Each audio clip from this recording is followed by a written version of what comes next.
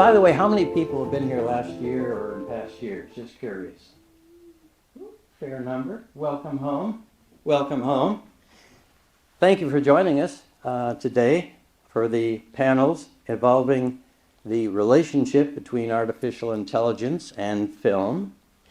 Over the past few years, AI has actually moved very quickly from behind-the-scenes tool to a force that is actively reshaping the way stories are imagined, produced, and even experienced by the audience. From script writing assistance to digital character creation to cutting-edge visuals and a personalized audience engagement, AI is opening up exciting new possibilities while also raising urgent questions about authenticity, creativity, and ethics. Are you excited? I am. Are you scared? Me too, because that opening is written by an AI app in 5 seconds. By way of introduction, my name is Jim Breckenridge. I am founder and director of the Play Crafters Group, and for over 20 years we worked with writers from all over the country, helping them to fine-tune both play scripts and screenplays. And we're happy to have been recognized in the top 10 of script analysts from around the country. So joining me for this Brave New World discussion is Mr. Thomas Brunt. He's an experienced video producer, founder of WebTeb Innovations, by the way, which you may have heard of before. It's a full-service video production company committed to helping businesses, nonprofits, and even individuals create unique and budget-friendly video content. Over the years, WebTeb Innovations have helped provide clients with solutions to all their video-related problems, and Tom's had the privilege of working on such high-profile events as Super Bowls, as World Series, as Masters Golf, hoorah, and the Olympics. And he's also received numerous awards for his work, both in the creative and technical fields. So you may want to consider WebTeb Web for your next video needs. So, Tom, what have you been doing in your spare time? Well, I've one of the things that I've always gravitated toward is exploring new technologies.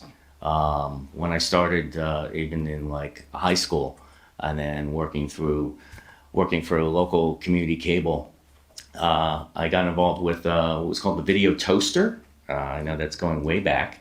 It was an Amiga computer, and I took to 3D computer animation in its early stages. And then as technology evolved a bit, we got into nonlinear editing. I kind of got early in that.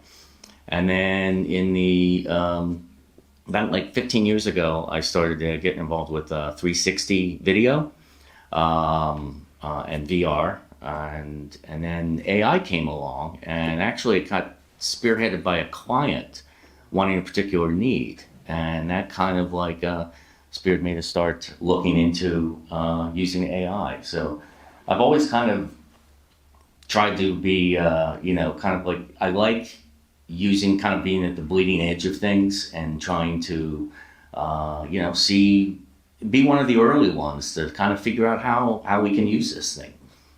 Well, so you're wearing your track shoes because things are changing, it seems like, every day in this situation. Rounding out our panel is Weiler, Lance Weiler, who's no stranger to these proceedings. In fact, 2 years ago, you might have seen him help us dissect horror films and their impact. Dissect. Lance is an accomplished storyteller, an emerging media artist who works in theater, film, games, and code. He was a pioneer in the found footage phenomenon with his film The Last Broadcast, which played in this very theater, which predated the Blair Witch Project by a year and from which dozens and dozens of films have been spawned since then. Wired magazine named him as one of the 25 people to help reinvent entertainment. So Lance, welcome to the panel. I believe he also has connections with Sundance Institute, or did at one point, and also Columbia University up in New York. So Lance, what do you do in your spare time? Well, first of all, it's wonderful to be here. Thank you for having me. I love regional festivals, and I love what this festival does and the way that it puts a focus on the making and sharing the work. And congratulations to all those who are part of films that are here. I think what I'm really fascinated by, and Tom and I have known each other for a very long time. In fact, when Tom was talking about in high school, we actually met, and I worked at the same community television station. It's interesting how that community television station is now effectively what YouTube is, right? Like Right. public access TV has moved and become something totally different. I think the things that excite me are the things that allow people to be able to express themselves creatively. And I think anytime there's a new kind of emergent technology, it's interesting to interrogate it in a variety of ways. You know, what does it mean, in terms of what is it doing in terms of what it displaces, what it might displace, what it might change. And also how it aids the discovery of the work, how it aids the creative process, but then also, how you think about regulating it and dealing with it and the cultural and political implications of it. I've been working with artificial intelligence since 2017. We use it all the time. I'm a professor of professional practice at Columbia University, where I started the digital storytelling lab there about a decade ago, and we explore new forms and functions of storytelling. Forms being emergent technologies, and functions being storytelling for learning, healing, mobilization, policy change, entertainment. But I think fundamentally we're at a really interesting moment in time, but there's historical significance to this moment, which as we go through, I'll kind of talk about a little bit more. But if I could just ask a question of the audience, how many people have interfaced or used AI at some point? Raise your hands. You can see. Okay, so a good percentage of you have. So here's a question. Is AI artificial intelligence an oxymoron? Just thought I'd toss that. Today we've heard that AI can be used for most anything, from screenplay generation to casting to pre-visualization to visual effects, animation, post-production, editing. So I was wondering, right off, what has been your experience with AI, and or what are some of your impressions as it relates to film today? You want to go first? Well, I think in a lot of ways I've used AI as tools to kind of help me tell the story. I've talked with actually a lot of writers that actually they'll use, they won't do the full writing with AI, but they'll use it as kind of like a springboard, kind of like a way to kind of get your thoughts going, kind of organize. I've used it for that. I think is like using it for production tools. In many ways, it's been very useful. It's a way for with having lower budgets to get a higher look, a higher output, and that's one thing I use it for. I've also been fascinated because I'm also a local history buff. And I do a lot of work with the Dawson Historical Society here, and including their media. I got really fascinated by this YouTube series called History Comes to Life that basically takes old historic photos and will sometimes with a lot of motion, sometimes just with a little subtle motion, add life to it, colorize it, sharpen it to 4K. And I've been doing some of that locally for the society, and it's been interesting being as a history buff to kind of show people a more realistic way of seeing things that you couldn't before. I mean, in this way, I'm not I'm trying to do my best not to create something that didn't exist, but just more kind of showing what a still photo of somebody looks like in motion. Somebody that lived 150 years ago when there was no film photography back then. So that's one of the things that I've used it for. But I think in a lot of ways I see kind of another new Hollywood where a lot of people can create with AI. I mean, even though AI is doing it, you're still kind of, as a creator, kind of like pushing it to do your vision. And there's a lot of nuances in doing it. Anyone that's used like prompting, you can tell sometimes you can get pretty unpredictable results. So I think there's still like a creativeness to even using tools, AI tools, to help enhance what you're doing and be able to tell the story in ways that you might not have the resources to do otherwise. Yeah, from what I've heard, one of the biggest challenges is correcting the specific prompt. And maybe they could even run a class on that. Of course, it would differ from project to project. Lance, do you have? Yeah, I mean, I think that what's interesting about this moment in time is anybody can just jump in and start experimenting with it, and you'll be in a short order kind of you'll be up at the higher end of what's happening.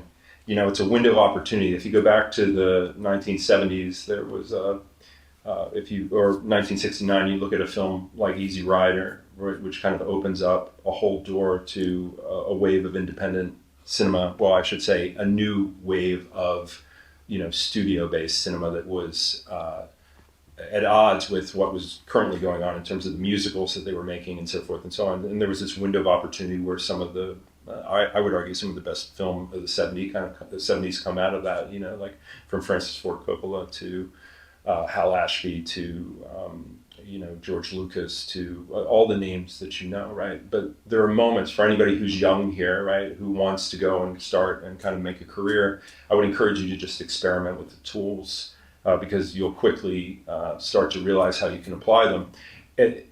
Also, it's incredibly challenging. I don't know if anybody's seen the new Sora model, Sora 2. You've probably seen it in your vertical feeds, right? It has a watermark. It can really kind of create very realistic things that pushes us into this realm of a post-reality, post-truth, which is very challenging in terms of how we think about the tools. So I think that there's the practical kind of applications and the experimenting that you can do with it. But a lot of times we use it very socially. We use the tools socially. We're teaching them in a social way.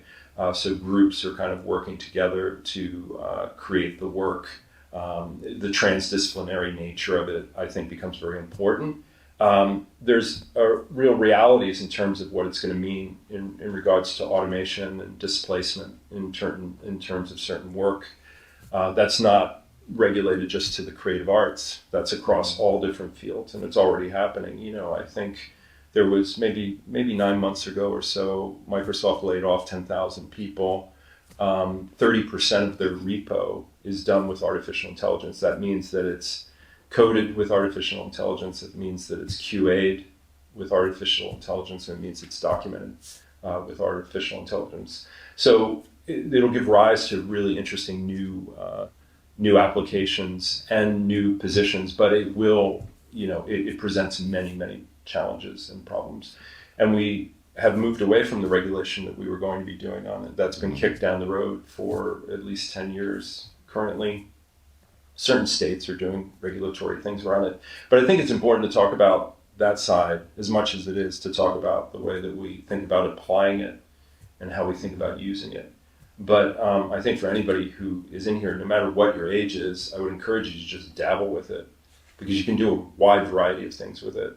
Just be aware of like the models. There's tools like Google is a big prominent force in the space with like Gemini and Flow. Has anybody used Flow at all in the room?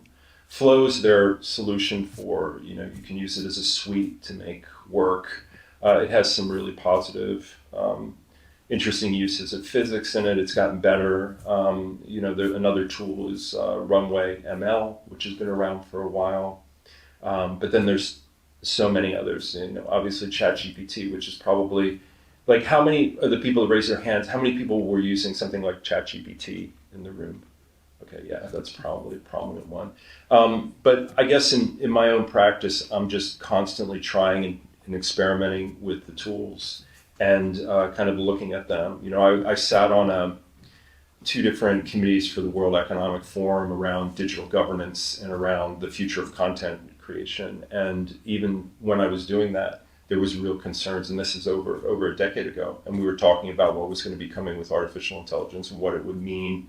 and how it would potentially disrupt and change the way that we were interacting. It's kind of like a fourth industrial revolution. It's pretty wild. Yeah.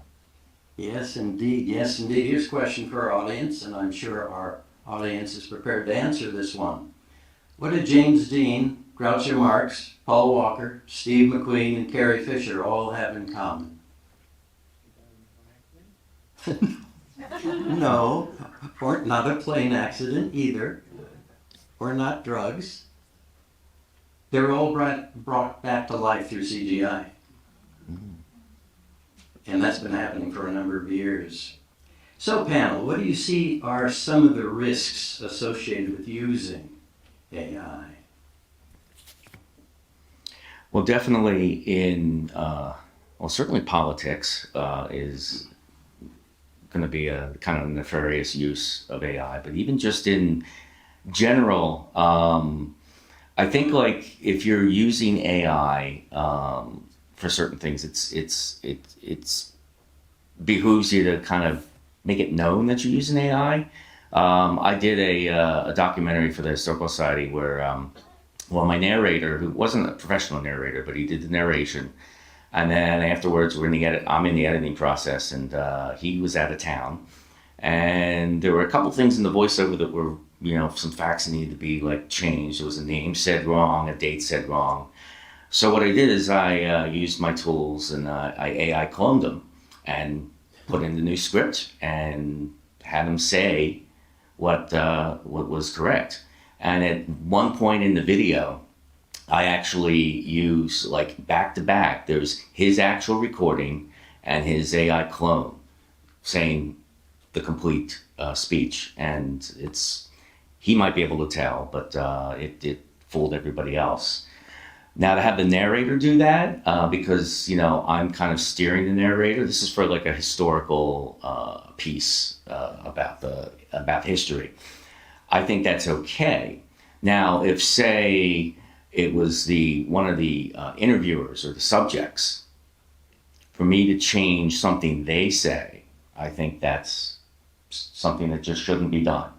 And unfortunately, you're going to have to rely on a lot of just especially for documentaries moving forward, just the ethics of just what's done and what's not done.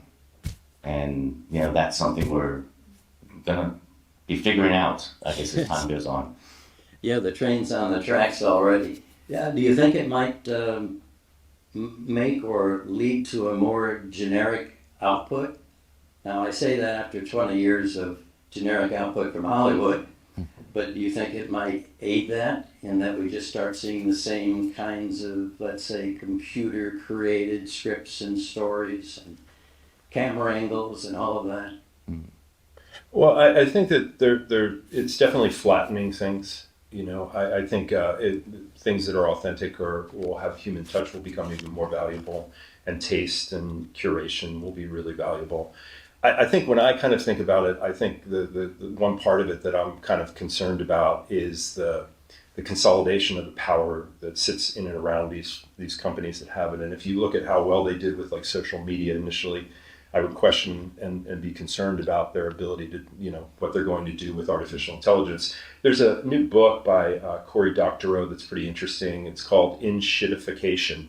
And it kind of looks and it basically talks about platforms and the rise of platforms. And it talks about how a platform will initially start and it'll be really fluid, easy to use. Anybody can use it. And it'll try to bring the creators into that platform.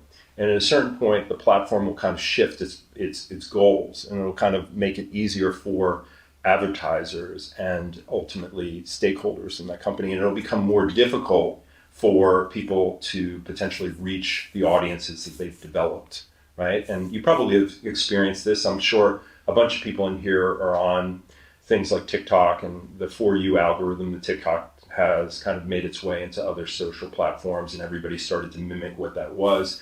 So now it's harder for you to find somebody unless you're working for the algorithm. In addition to that is the phase after that is it's like the shareholders of it extract all the potential, they squeeze out all the potential revenue that they can, and it makes it like not even a valuable platform anymore for the advertisers or the creators, right? So if you kind of look at that, and that's like a path that has already happened many times over, you wonder how it's going to work with artificial intelligence, which is moving very, very quickly. There is an economic side that's interesting too. The data centers, I think they want to put one in Pennhurst. I don't know if anybody heard about that, right? But the data centers and the cost to actually run those data centers is incredibly expensive. So there's economic issues, and there's a question of whether there is even a potential bubble with artificial intelligence that could burst at some point. So I think there's the economic side. There's obviously the consolidation, the power side. There's the what is truth side.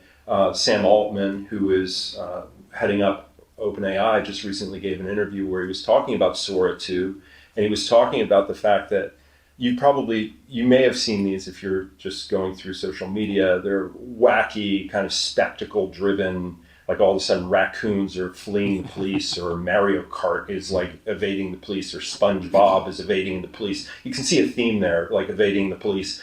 But basically, with Sora, they would put a watermark on it so you would know. But then people started to enlarge the video, lose the watermark, and then they're going to lose the watermark.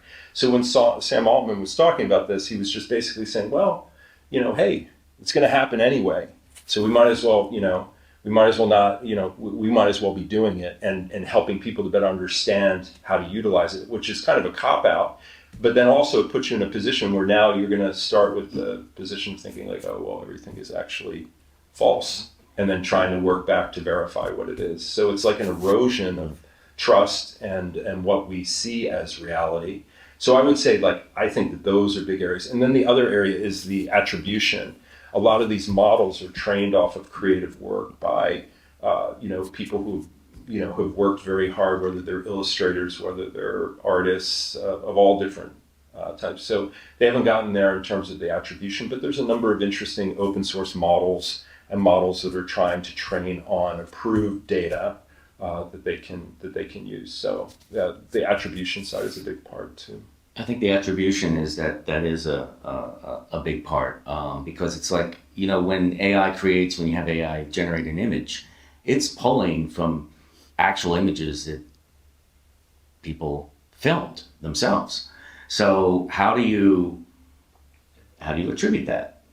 And it's going to be very complicated in how you do that, and if you can get compensated. Because basically, AI is just using what's already out there that somebody produced. Whether it's even like an AI actress that's spooling from other actors and actresses. That's where you're getting Tiffany Norwood, the first they're talking about actually signing her. Really, you're signing the programmer of her. But that her influences in her acting might be similar to other actresses. And, where, again, you're kind of drawing the line now. I can see why, actors and actresses are very, obviously upset about that, because it's like it's part of them being channeled into these AI characters. Yeah, and then I think also the other part that is fascinating, and if you're interested in this, the one resource that I would encourage you to look at is called Models All the Way Down. That's Models All the Way Down. And it shows you in a very simple way how these models are actually trained and where they train and pull their data from. And it's fascinating to kind of look at, because then it raises all kinds of other issues. One on the attribution side, but then also what is it using to build what is it actually trained on. So models all the way down. If there's one thing you take from this panel today, that's the one thing that I think you should take with you and look at, because it's amazing. As you start to demystify what it is and you start to understand how it works, then you're better prepared to move forward in whatever career path you have or whatever you're doing in your daily lives, because it definitely is. I'm trying to figure out how to stress it, but if you go back and you look at where some of the models came from, initially when things were starting, they needed facial right? Like, so that what do you think the biggest repository of faces is? Anybody have an idea? Facebook. Facebook, okay. This was pre-Facebook, but any Obituaries. obituaries? CIA? CIA? Well, it's not far from not far from the DMV, but it's actually incarcerated mugshots. So the first wave of, like, that's why there were so many problems with facial recognition technology initially and how it was biased. So you have to really kind of look at what they're actually using to train these models with, and they're hungry for data. So what you're going to start seeing moving forward is your exchange to use the tools are going to start to turn on things, so they're monitoring and watching your facial features. They're already scraping a ton of data from you already. They're data hungry, and they need that data in order to kind of grow these models. So it'll be interesting to see what kind of unfolds with that. All things that really should be regulated. And then also the other side of it is the way in which these are become companions. Anybody familiar with friend.com? Well, you should check it out. Friend.com is a companion that is an AI companion.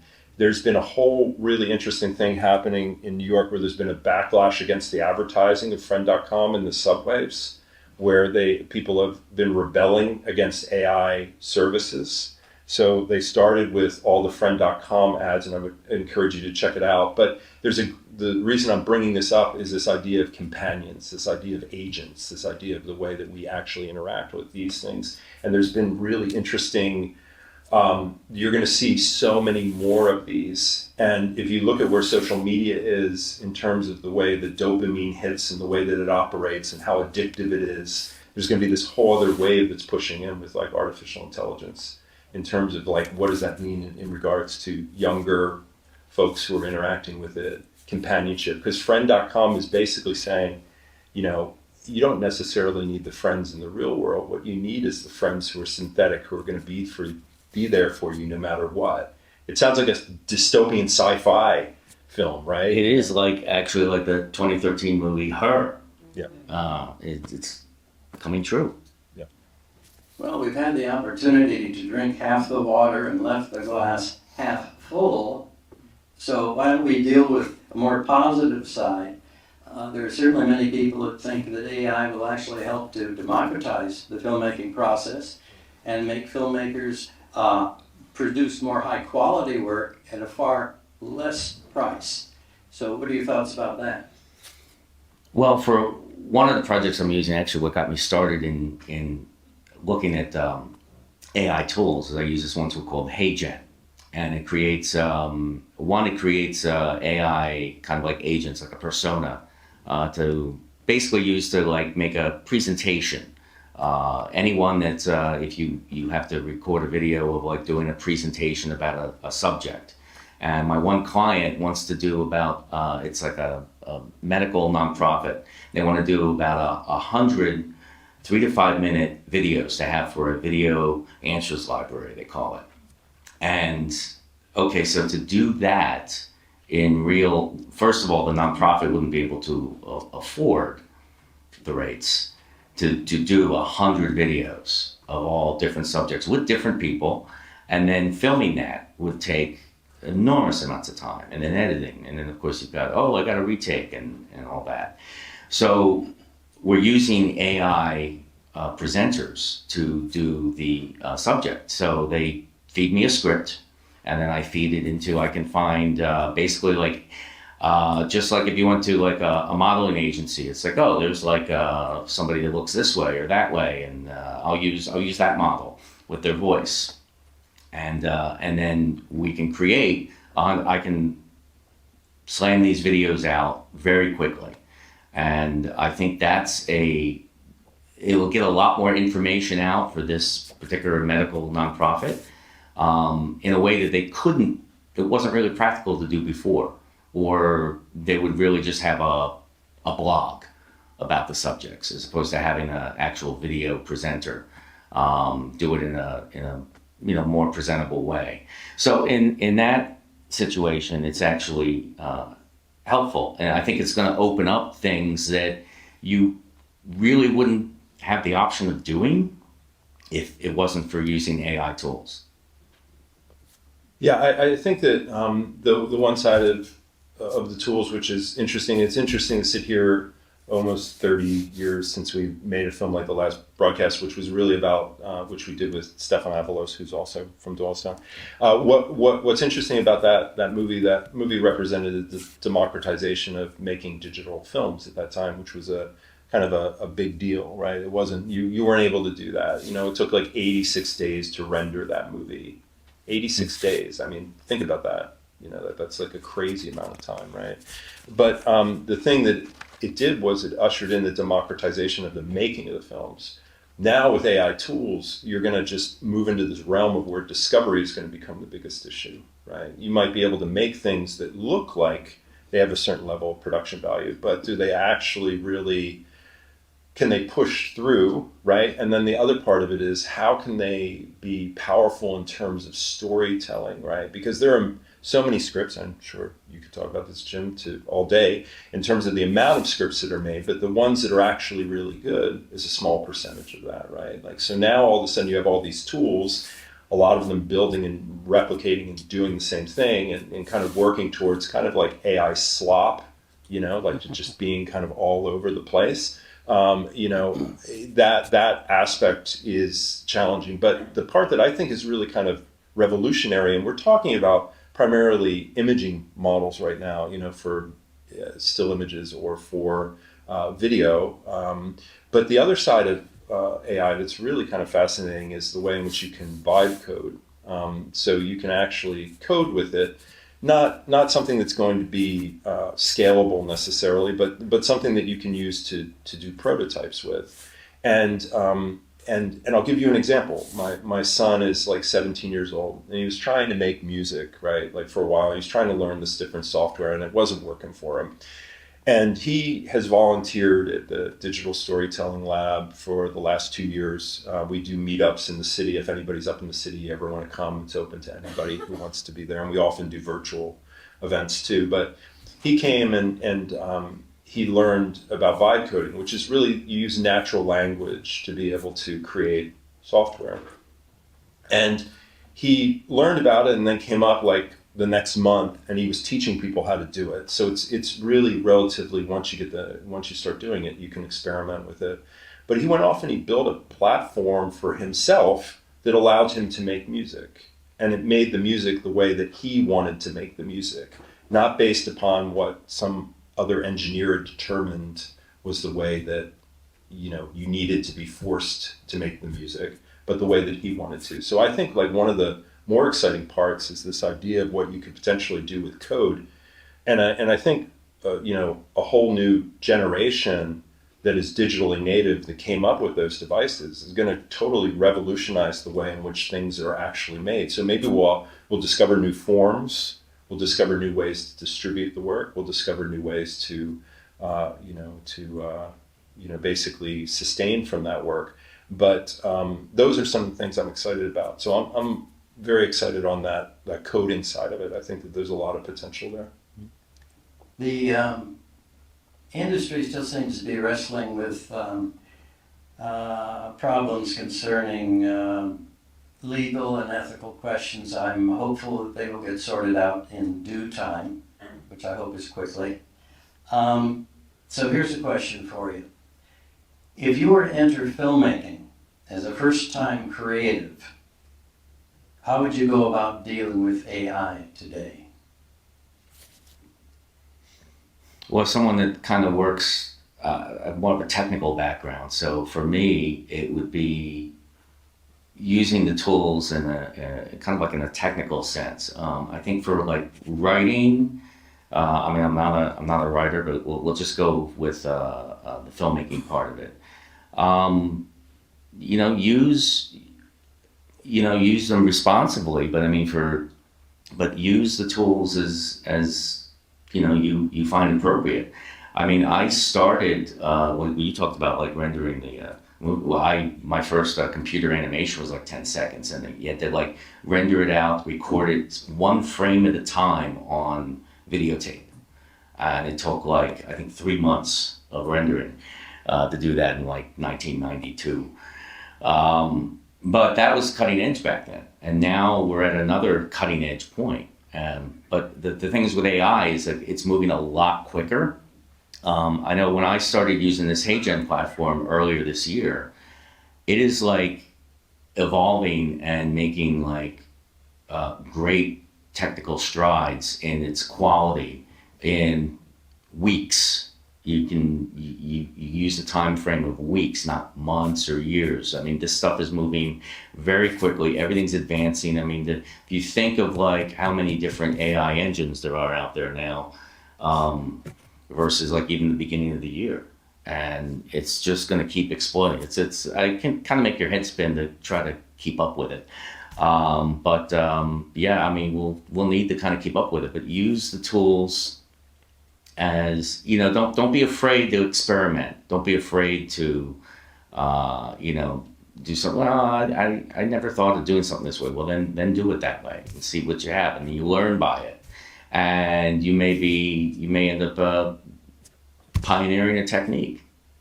Yeah, absolutely. Absolutely. Yeah, I mean, I think the experimentation would totally echo that. And as I mentioned before, if you just wanted to dive in now, you can position yourself pretty quickly as somebody who, you know, could help others with the core tools. I think in terms of the industry, it's a more complex issue, right? I think the industry are gatekeepers that are there to extract as much value as possible. And I would argue that they've been incredibly exploitative towards actual artists forever.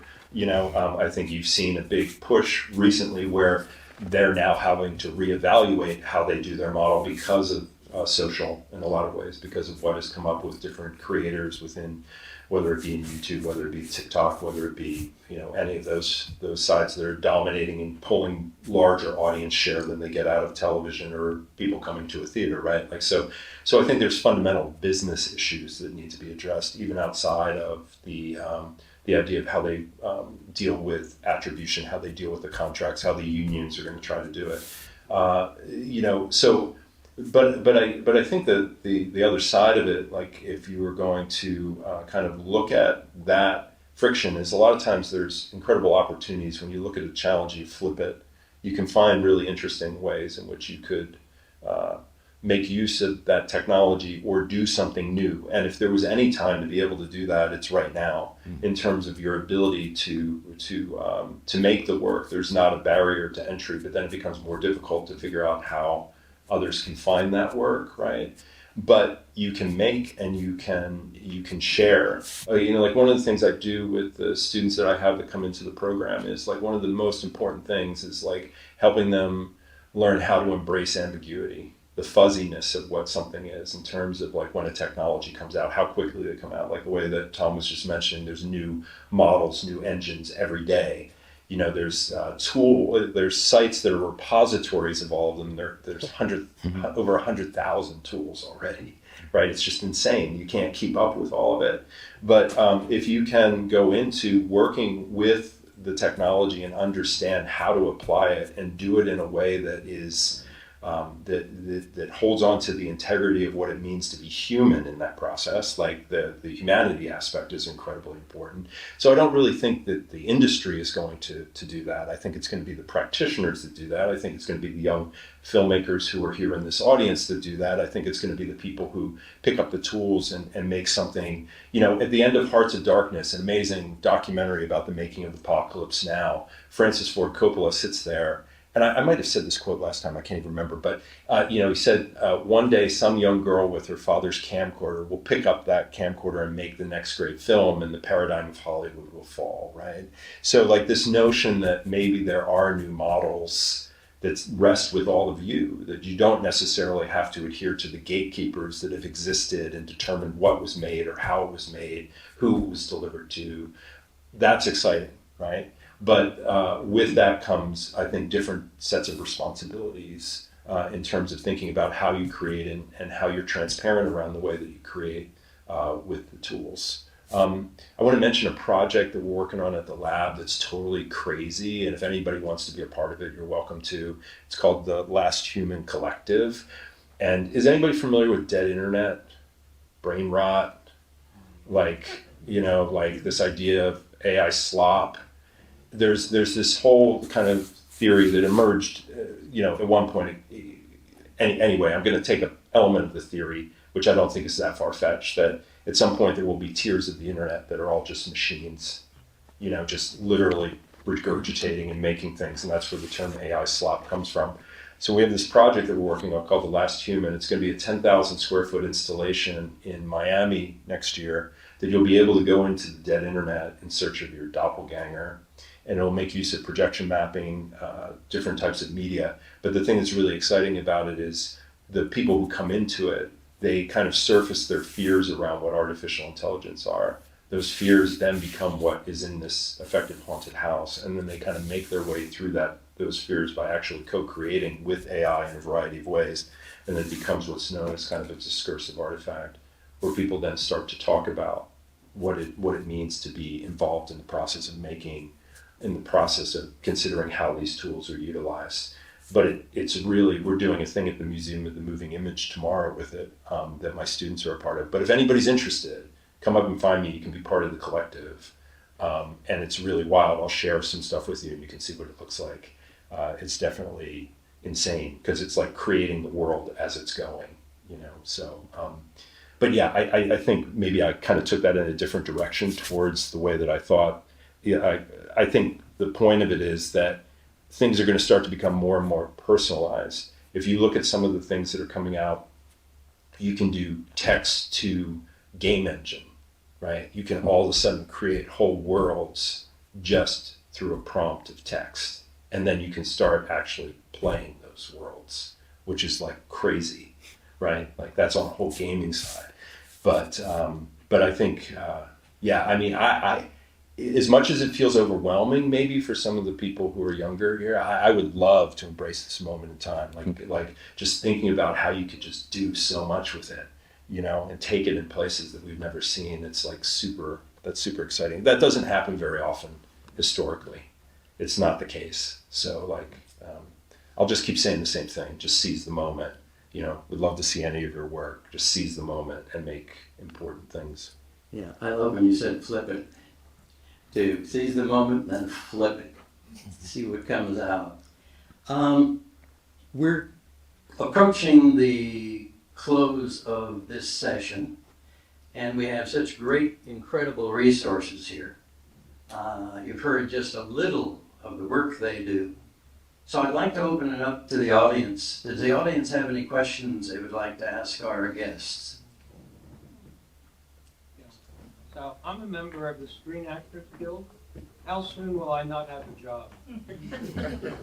Well, I think you have to that's a really good question, right? I mean, I think that's something that the unions are trying to figure out. But I also think it's really fascinating in terms of if you look percentage-wise at how many actors in the Screen Actors Guild actually get to act and actually get to have a sustainable livelihood from that pursuit. So it would be amazing to be able to open it up in ways that more people could act and make a livable wage from actually acting, right? Because it feels like we're at a point where the innovation can happen in two different ways. Like if you leave it up to the studio system, they're going to extract everything out of it in terms of any revenue that they could possibly do, and they don't really care, But if there's another way to kind of start to think about the systems that not only give attribution, but it was kind of hinted to in what you talked about with what was common with James Dean and Carrie Fisher and some of those things. You see huge movement right now where estates are licensing the likeness of those previous actors. So I wonder if it brings up larger questions. The question that you're asking here is a larger question that will be that we will soon face within the next 10 years or less in terms of numerous fields in regards to the replacement, right? So it's kind of some people have talked about universal basic income. They've talked about ways of wait, do I have actual agents working the world for me and I'm getting residuals from those agents that are doing things? All those models have not been defined yet. But I think the problem that sits is really kind of around the consolidation of power that I was talking about before. Because that consolidation of power will focus itself around the exploitation of a group of actors, really talented actors, who they control whether they get to work or not, right? And then on top of it becomes this thing of like, oh, well, now we can. It was like what some of the pain points were in the negotiations, right? The idea that you can come and be an extra, we can clone you, we can put you in subsequently over and over and over again into as many works as we want in perpetuity. And when they clone the moon, it'll be included there too, right? Like that whole thing that has always been there. You go back to some of the early deals in Hollywood where it is about that in perpetuity. I think you're at a moment where maybe that can be flipped. And maybe that can be flipped in a way that maybe somebody in this room or somebody somewhere else develops a better model that allows for more people to be able to express their talents and to be compensated for their talents, right? But I have questions about who is actually really negotiating for that, and what just happened in California with Newsom, where he shot down vetoed the AI bill that was there that was going to give some types of guardrails, and the challenges that I mentioned before about removing the guardrails because we're in this AI race with, China. It's a very complex thing. We could spend days talking about that question, but I think that question isn't just for actors. I think that question is going to affect law firms, it's going to affect the medical field, it's going to affect education, it's going to affect all these different areas. So us being able to have some say in what these things are, I think is incredibly important.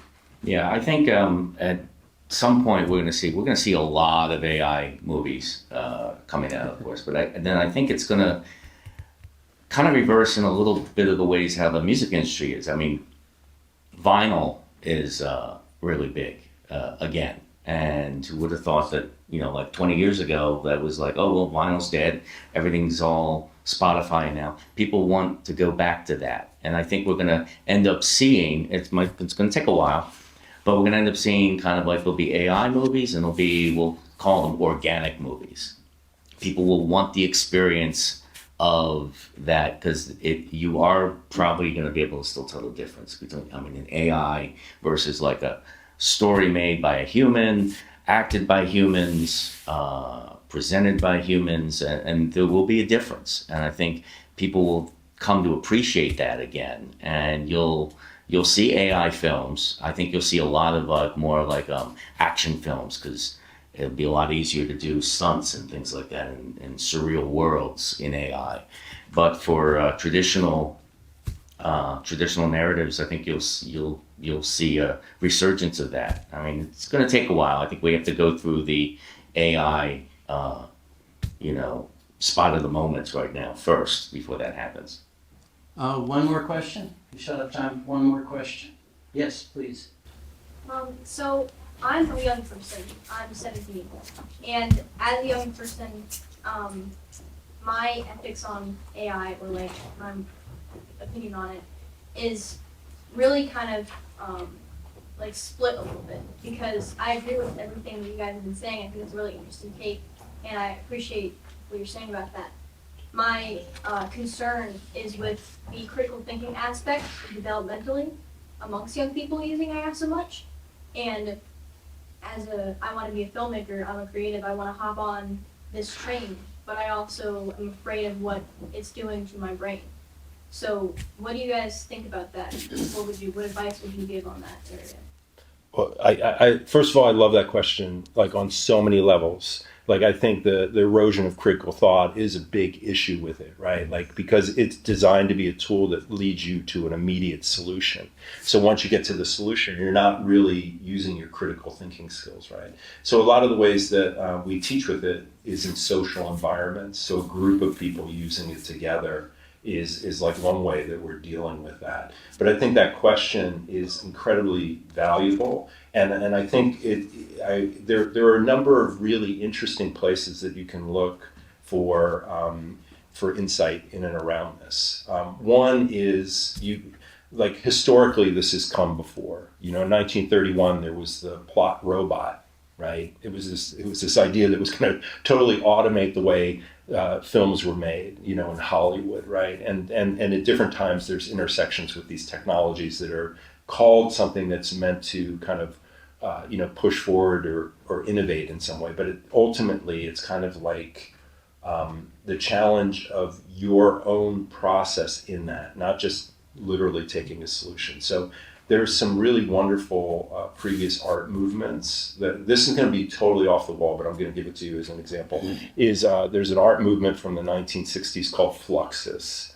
Fluxus gives rise to what's known as generative art. There was a film that was out last year called Eno, about Brian Eno, who's a generative artist. They made that film that every time that you came to see it, it was a different movie. You know, like every time you saw it was different. I saw it 2 different times, it was different. It had anchored moments that were the same, but it was editing on the fly based upon an algorithm. But it was really fascinating because it worked from 100 hours worth of material that he had. So sometimes it's maybe the challenge of how you're thinking about what it is, not necessarily when you're just doing the story, but thinking about how it might be able to be experienced, thinking about how it might be able to change what the form of it is, thinking about the way in which it might be discovered. You know, so if you expand the notion of the use of the tool and becomes a creative companion, not just for the creative act of the storytelling, but holistically, you can start to find ways that you'll challenge yourself further with using the tools, but then also doing it with other people, I think is very valuable and important. But I love that question. Yeah, I agree. I think that using, finding a creative use for the tool that might be kind of not traditional, that might be, that I think will be good to be able to do. I mean, kind of push yourself. Don't just think of like, okay, well, I have this tool, I can do this with it. Oh, but I have an idea that's a little non-traditional. Go with that. Go with think. Don't have the tool think for you. You're controlling the tool, the AI tool, not the other way around. So it's like, just kind of like when I've done new technologies, there wasn't really like a footprint on how to use things. And we're kind of like that now with AI. You might develop a technique, a production technique that ends up being revolutionary. And just, just think of it like helping you tell the story, not like let it tell the story for you. Just use it as like a helper tool. It's estimated this country will lose 300,000 jobs by 2030. But thank God it's not in the film industry. Other people say that AI is just a really big comet looking for dinosaurs. But most people seem to agree for now that the people who will survive will be those with some AI skills, as well as the ability to conceive, to visualize, and to execute original ideas. Just like all of us here today, right? Let's thank our panelists for all of their contributions.